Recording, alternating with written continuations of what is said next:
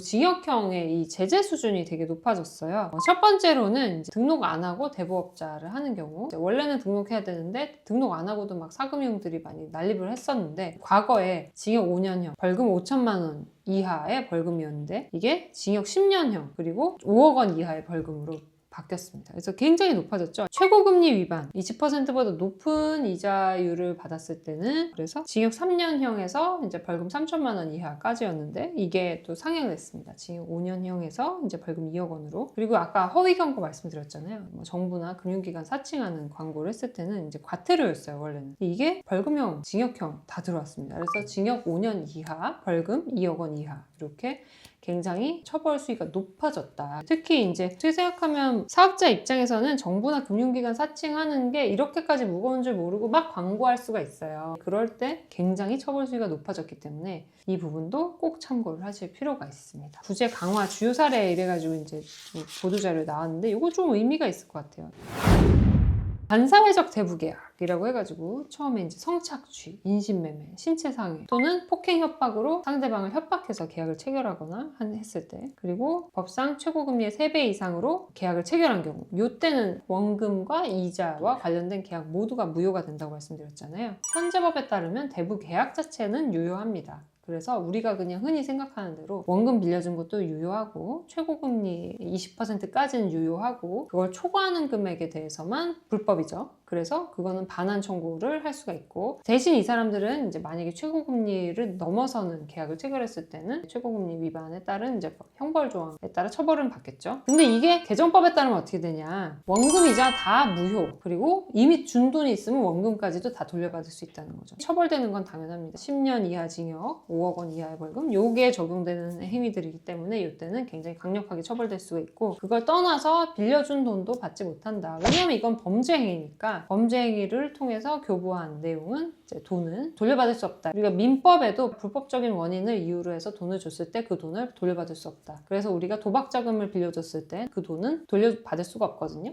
그 정신이 반영된 거라고 생각하시면 될 것 같아요. 그 다음으로 그러면 이렇게 한번 생각을 해보죠. 그러니까 미등록업자랑 대부계약을 체결했어요. 돈을 빌려주고 최고금리가 20%인데 그걸 초과하는 뭐 30%로 이제 이자 계약 체결해서 돈을 빌려줬다. 현행법에 따르면 20% 넘는 이자 계약만 무효라서 이자를 많이 못 받고 원금하고 20% 이자까지는 받을 수가 있었는데, 이제 어떻게 변화되냐? 이자 자체를 못 받습니다. 이자는 한 푼도 못 받고 원금만 받을 수 있다. 그래서 사적인 금융을 철저하게 금지하겠다라고 이해를 하시면 될 것 같아요. 그 다음에 등록 요건이 개정된 거 한번 이제 정리해보면, 개인은 1천만 원, 법인은 5천만 원이었죠. 이게 이제 개정이 돼서 지자체에 등록을 하기 위해서도 개인은 1억 원까지, 법인은 3억 원까지 자기 자본 요건을 갖춰야 된다라고 이해를 하시면 될 것 같습니다. 그리고 온라인상의 대부 중개업자는 금융위원회에 등록을 해야 돼요. 그 부분이 또 바뀌었다라고 이해를 하시면 될 것 같습니다. 그래서 이렇게 대부업법 개정법이 굉장히 강력하게 변화됐다라고 이해를 하시면 될 것 같고, 이걸 통해서 이제 서민들은 훨씬 더 보호를 많이 받을 수 있게 됐습니다.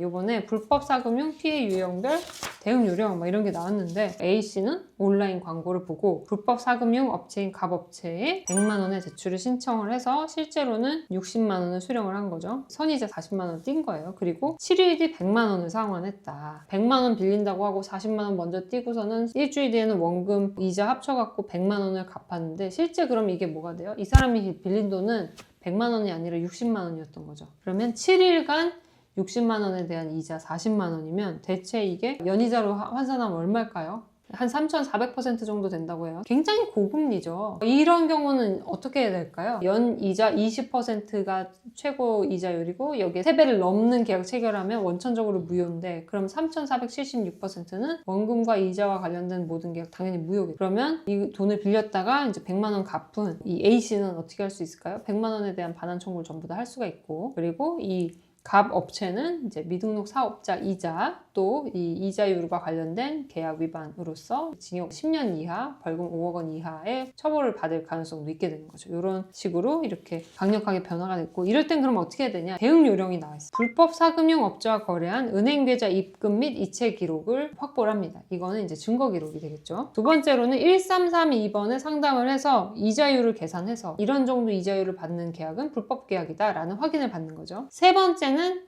내가 확인을 했으니까, 또는 경찰에 아예 직접 신고를 할 수 있는 이런 프로세스가 마련이 돼 있습니다. 그래서 이런 식으로 앞으로는 이제 어떤 불법 사금융으로 인한 피해를 방지하고 자기가 만약에 피해를 입은 것 같다라고 하면 13322번으로 전화를 하셔가지고 확인을 해보시는 것도 굉장히 좋을 것 같습니다.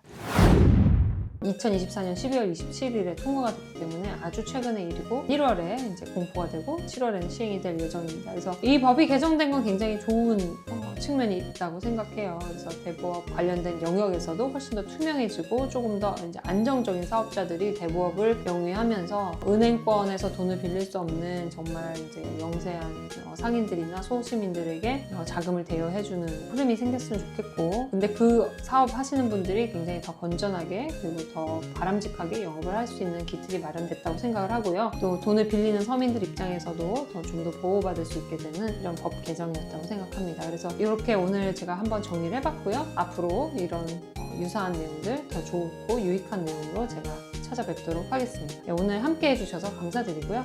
다음에 또 뵙겠습니다. 감사합니다.